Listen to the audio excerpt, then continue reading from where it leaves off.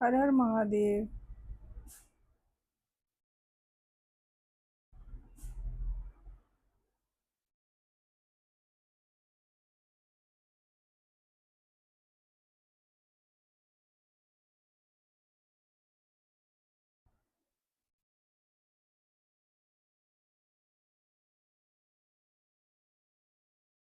काली की पूजा करने वाली कुछ औरतें ये सोचती हैं कि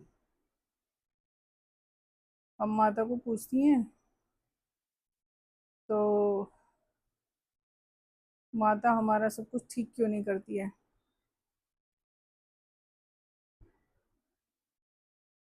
जब आप लालच से पूजना शुरू करोगे ना इन्हें, आपके हाथ कुछ नहीं आएगा, शून्य ही रहेगा। पता है क्यों? इन्हें कभी भी लालच से मत पूजो। अब जैसे कि एक मेरा मकान बिक जाए अच्छे रेट में, माता पता नहीं क्या कर रही है, पति मारता पीटता है, वो तुम्हारे कर्म है।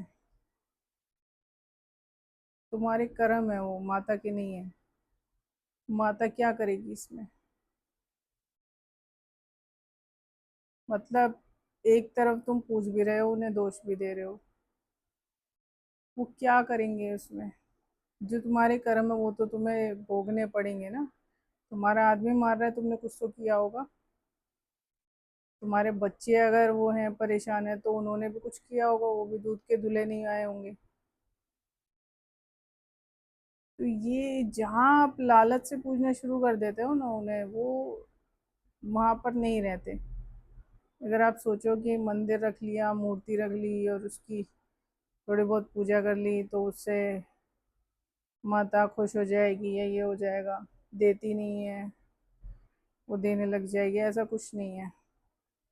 तुम नहीं भी पूछोगे, कुछ नहीं भी करोगे तो भी उनका तो काम चलना ही है।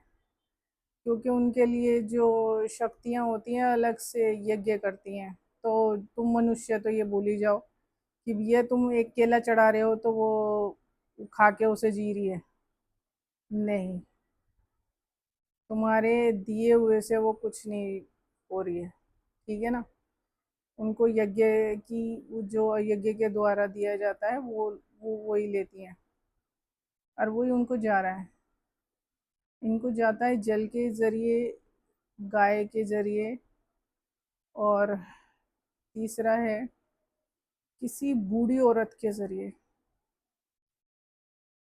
जो लाचार हो। तो ये तीन जरिए होते हैं इन्हें देने के। अब आप मंदिर में बैठ के वो कर रहे हो, एक तरफ आपके मन में लालच है, नहीं, आपको अपना पहले मन निर्मल करना पड़ेगा, उसको पवित्र करना पड़ेगा। लालच से पूजोगे तो तुम पूज नहीं रहे हो, और मुझे माँ पे बड़ा प्यार आ रहा है। तुम्हारे जो, अब मैं क्या बोलूँ, उसे प्यार नहीं कहेंगे, उसे लालच कहते हैं। तो ये तो बोल जाओ कि माँ से, क्योंकि इनसे प्यार करने का मतलब है कि अपनी सोल को पाना। इनमें लालच में इसमें डूब, और मैंने किसी को पैसा दिया था, वो पैसा मेरा मिला नहीं है, वो दिला दो। और मेरा मकान अच्छे से वो करवा दो। तो ये इन चीज़ों में जब ढूंढते हो ना आप माता को, तो वो नहीं मिलेगी। मैं मुझे कैसे हुआ था मेरे साथ कि कभी चीज़ों में लालच ही नहीं रहा। मेरा ये काम हो जाए तो ये हो जाए, ये हो जाए, ये हो जाए, नहीं। अचानक से जिंदगी में इस शक्ति ने प्रवेश किया था मेरे, और जब प्रवेश किया था तो जिंदगी बदल गई थी। अब आज वो जिंदगी है, वो बात है कि अगर किसी का मेरे से बात करना बंद होने वाला है तो मुझे पता चल जाता है। कोई मुझसे नाराज है, कैसा नहीं है, मुझे सब मतलब दिख जाता है। कौन मुझसे लालच से बात कर रहा है, कौन मेरे पास लालच से आ रहा है, ठीक है, कि मेरा काम हो जाएगा, मुझे कुछ देना नहीं पड़ेगा और मेरा काम बना दो शक्तियाँ यूज़ करके अपनी। तो वो मुझे सारी चीज़ें पता लग जाती हैं। तो ये क्यों हुआ था, क्योंकि मुझे नहीं पता था कि पहले पता नहीं लगता था ऐसा। इंट्यूशन होती थी। इंट्यूशन होना एक अलग चीज़ है और ये सब चीज़ें पता लगना एक अलग चीज़ है, क्योंकि इंट्यूशन में सिक्स सेंस काम करती है। मेरे सिक्स सेंस से भी ऊपर अब जो चक्र खुला हुआ है वो काम करता है। वो भी उन्हीं की इच्छा से खुला है। तो ये जब खुलता है जब हम अच्छे काम करते हैं, तो हमें विज़न दिखना शुरू हो जाता है। तो मुझे पहले से पता होता है कि कौन इंसान डिस्कनेक्ट होने वाला है और कौन कनेक्ट होने वाला है। वो किस मोटिव से, किस उससे बात कर रहा है कोई मुझसे, तो वो भी मुझे पता चल जाता है। सामने अगर कोई बुरी नज़र से भी देखता है तो मुझे पता चल जाता है। उसकी मन तक की बातें मेरे पास आ जाती हैं। तो ये होता है अगर पूजते हो तो अच्छे मन से, सच्चे मन से। साधना भी ऐसे ही नहीं करवाती हैं ये। साधना आप जब कर पाओगे जब आपके मन में कोई बिल्कुल भी छल नहीं होगा, ठीक है। तो ये सोचना रहने दो कि मैं पूजती हूँ, मैं आरती उतारती हूँ, मैंने मूर्ति रखी हुई है। पहली बात तो काली को आप नहीं पूज सकते छत के अंदर, ठीक है। बहुत बड़ी शक्ति है, आप सोच भी नहीं सकते, उससे भी बड़ी है।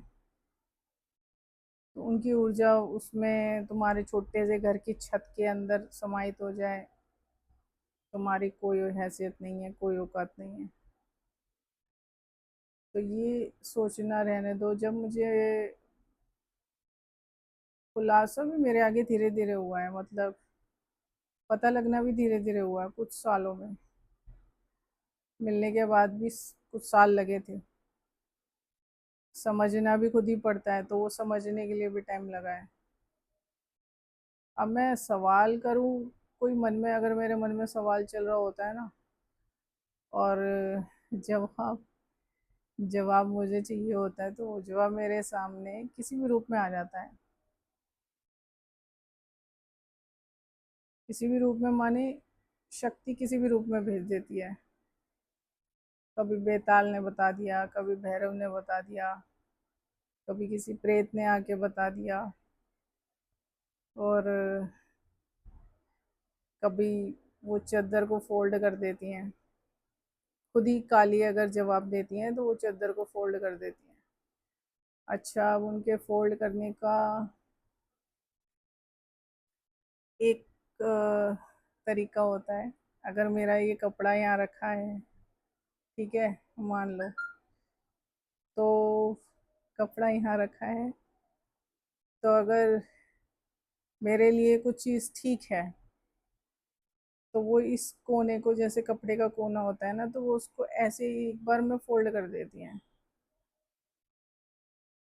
अगर मेरा वो काम नहीं होना है,